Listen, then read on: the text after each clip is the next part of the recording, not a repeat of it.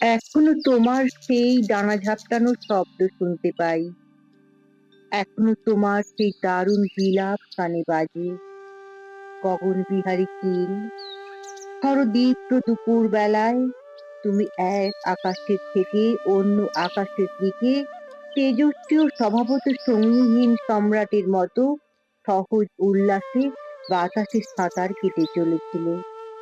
যেতে যেতে শূন্যের মেঘটা থেকে যেরকম উল্কা খসে যায়, তুমিও সহসা সেই রকম ঊর্ধ্বাকাশ থেকে এক গৃহস্থ বাড়ির বারান্দায় ছিটকে পড়েছিলে।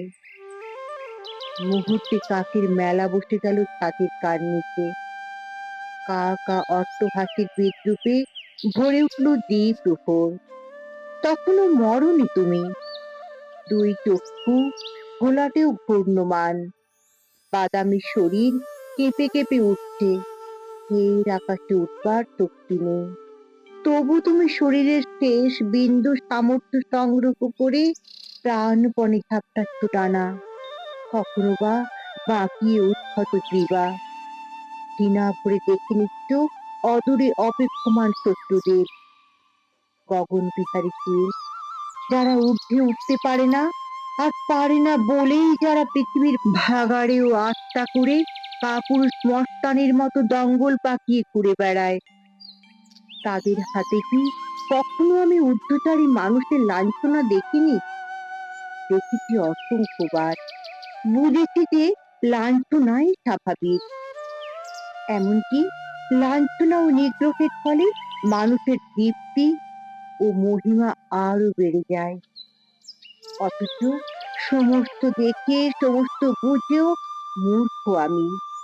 দলবদ্ধ কাকের গুন্ডামি থেকে তোমাকে বাঁচাতে গিয়েছিল, তোমাকে বারান্দার থেকে তুলে এনে স্নান ঘরের মধ্যে আটকে রেখে স্বস্তির নিঃশ্বাস ফেলে ভাবতে পেরেছিলুম তোমার মর্যাদা বাঁচানো গেল।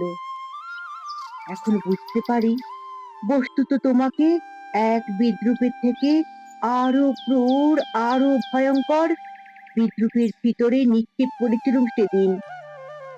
গগন বিহারী চিল, বৈদুর্যমণির তীব্র দহনে উজ্জ্বল খর দুপুর বেলায় সম্রাটের মতো তুমি সমস্ত আকাশ ঘুরে এসে তারপর শহরতলির এক গৃহস্থের 6x3 ফুট ওই কলঘরের অন্ধকারে বন্দী হয়েছিলে। সারা রাত্রি ঝাপট মেরেছ তুমি কাকের দরজায়, নখরে আঁচড়েছ মেঝে।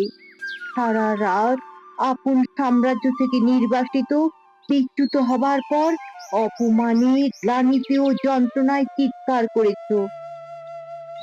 অমন ধারালো শুকনো বুক ফাটা আর্তনাদ আমি কখনো শুনিনি। মনে হয়েছিল যেন পাখি নয়, বিশ্ব চরাচর আজ রাত্রে ওই কলঘরের অন্ধকারে বন্দী হয়ে চিৎকার করছে।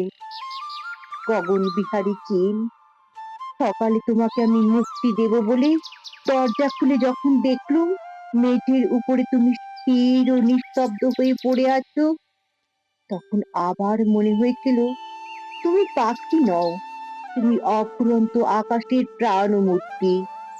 যেন সমস্ত আকাশ আজ নিতান্ত ছাপোষা, এক গৃহস্থের কলঘরের ক্লিন্ন অন্ধকারে মরে পড়ে আছে।